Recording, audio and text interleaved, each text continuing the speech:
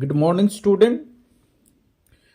Today I'll talk about the second part of my lecture on economic geography.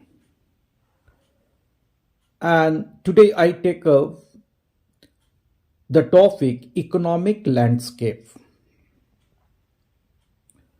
Economic landscape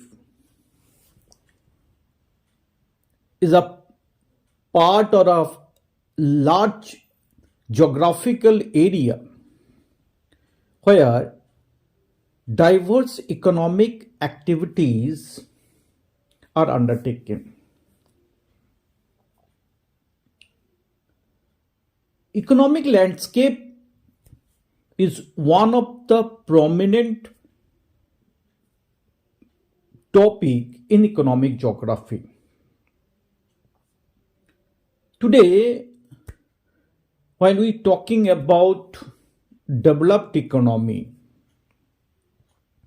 industrialized economy, and the ultimate objective of an economic growth and development is mass consumptions. So if a country want to achieve that target, that objective,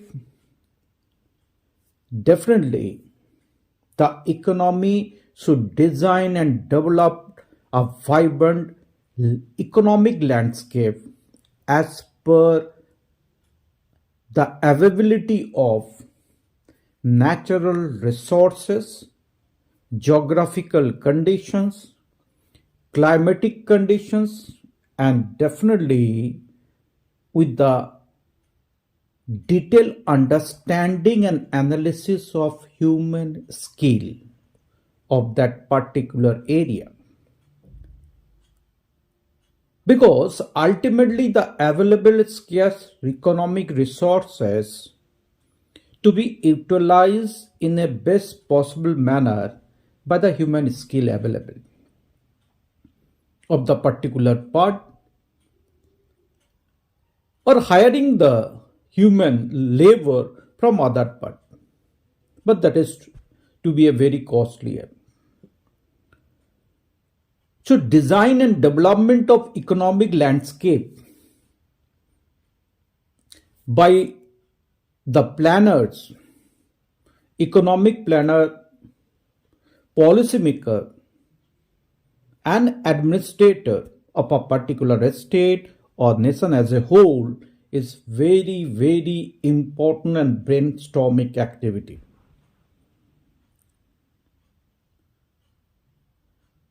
Different geographical area have different possibilities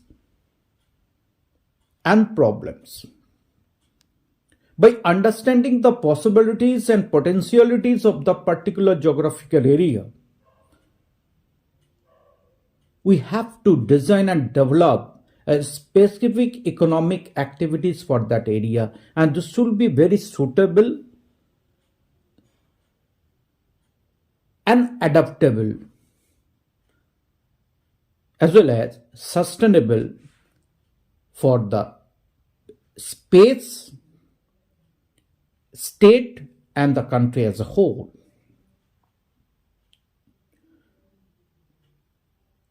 So before design and develop our economic landscape, basically we have various feasibility tests. First, economic feasibility means about the market, about the financial abilities, means of transport and communications, energy supply and availability. These are the economic feasibility study. Then we go for economic feasibility. Basically focus on whether the particular economic activity is to be profitable in that area or not. Because whosoever going to invest a huge amount of capital as an entrepreneur or business person, definitely, ultimately, they should look for the profit, the ultimate aim of any economic activity. So, economic feasibility test is very, very crucial for design and development of any economic landscape. Second is that geographical feasibilities. Means if you're going to plan for a particular economic activity, whether it is agriculture, industry, trade and commercial activities, what kind of geographical feasibility, climatic feasibility available in that particular space or the region, whether the raw material is accessible, whether the, for example, like that particular crops require particular type of climatic conditions, soil and nature of land. So before going to decide about the cropping pattern of the particular land or particular area, we definitely going to consider about the climatic and geographical conditions, land and relief conditions of that area. Because we can see the horticulture for a specific area, gardening agriculture for a specific area, forestry lumbering for a specific area, cash crop for a specific geographical type of climate, climatic condition, geographical area, and food crop, food grains, different kind of food grain in the different area, different geographical condition is required. So it's very, very important the geographical feasibility, but you can say natural feasibility of particular landscape. Next, social feasibility test also required. Social and cultural feasibility including the people of the particular area, their participation, their involvement, their available skill for the particular type of economic activities, whether permissible skill, knowledge available for the local people or not. If not, train them, skill them before going to plan for a particular economic activity in that area. So human skill development, human resource creation of the particular area for the perenniality and sustainability for particular economic activity is very, very important and essential for sustainability, growth and development of particular economic activity in that area. Because no economic activity can sustain by hiring of labor from outside area or from a distance area. So human skill development, human resource creation, social and cultural permissibility, support, moral and cultural support of the local people by localites for a particular economic activities, very, very essential. Because any kind of resistance from the local people, the project, the concept of economic landscape can be deterred and can be suffered long. And the plan and project can be, you can say, face a challenge for its implementation. For example, you can see the nano project in West Bengal. Localites somehow influenced by a political parties, they are not allowed to Tata to continue this project. Finally, Tata fled from there. Should local people support cultural, moral and physical support is very, very essential for design and development and perenniality, sustainability, growth of any economic landscape.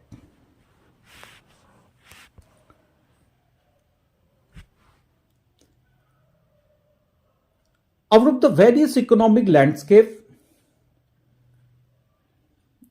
first and foremost part will be explained about agriculture landscape. The term agriculture derived from the term agar, A-G-A-R, means plowing of land or tillage of land for raising crops. This is the simplest meaning of agriculture, जो है natural land plowing for raising crops, simply known as agriculture. It is one of the primitive activity. And with the discoveries of agriculture, human civilization evolved, grew, developed and modernized with the corridor of times. So agriculture has a revolutionary impact in social, economic and cultural life of India and other agrarian countries. Our economy, our social, our cultural and fair and festival is duly linked with agricultural season and activities like Pongal, Baisakhi. These are associated with the agriculture activity and crop seasons. Agriculture plays a significant role in India like other developing economy, where majority of country's GDP, gross domestic product, coming from the agriculture and allied sectors. It's not only give the GDP, contribution in GDP, it is also the largest source of employment. It is also the largest contributor to the access of foreign exchange by exporting agriculture product. So agriculture play very significant role, not for food and fodder only, but for economic progress of the country. Last 5,000 years, since last 5,000 years, agriculture play very, very vital role for evolution, for transformations of human civilizations. But still, it is very, very worthy for Indian economy.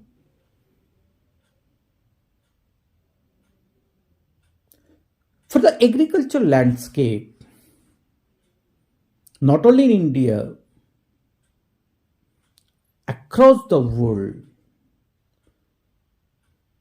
we can say the agricultural concentration, but agricultural activities concentrate on and along the river valleys or banks. Whether it is a history of Indo-Gangetic plain, whether it is a history of Yangtze, Huangho rivers, Mekong rivers, Nile rivers,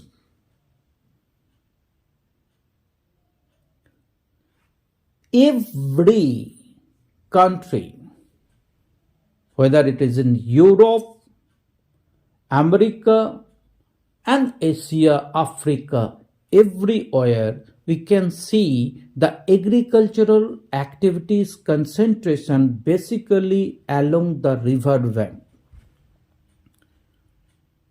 The reason is very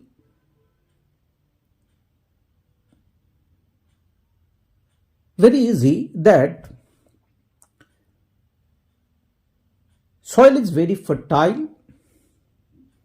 It is made up by sedimentation of river sediment, alluvium and easy water availability for irrigation and for the household needs.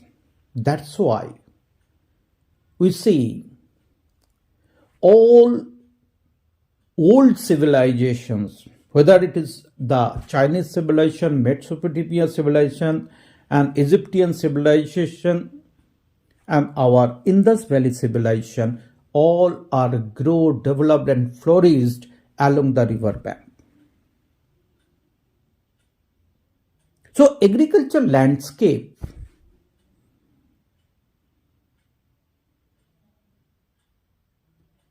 and for the detailed study of agriculture landscape, I suggest to my student first to go an analysis about old rivers, perennial rivers, and study about the climatic condition along the river's valley. See the geographical location, latitude and longitudes of that areas, whether it is in equatorial area, tropical area, subtropical area, and that according, you noted down all these things and list out what kind of possibilities, what kind of problems associate that landscape, and what kind of geographic and climatic conditions available in that area, and what kind of crops is suitable for the grow. I think if you're going to study world geographical, world economic geography, and economic landscape, basically agricultural landscape, and I hope you'll be understood these things more comfortable, easier manner than mug up or thirst, or you can say other way of very method. I think this will be along with the world map, physical map. If you go through all these things, I think you'll be beneficial, and it will be very useful and productive also.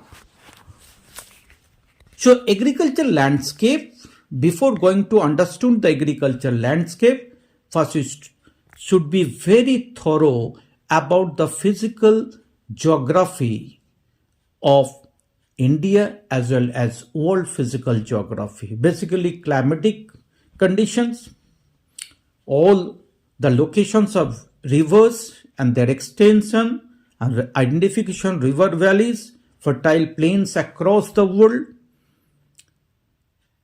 When we collect this information, we understood this informations, climatic and geographical condition of different places along with the rivers, then it will be more easier to identify what kind of crops can be grown with the existing geographical condition of the particular area, according to their locations, according to their physical and natural facility available, and according to understanding the climates of that area, a specific area. So agricultural landscape, study of agricultural landscape is very, very crucial and important as a primitive economic activity in economic geography. Today I conclude my lesson at this part, and next part will be studied in detail about the world agricultural landscape, the problems, possibilities, and potentiality of each and every agricultural landscape of the world. Thank you.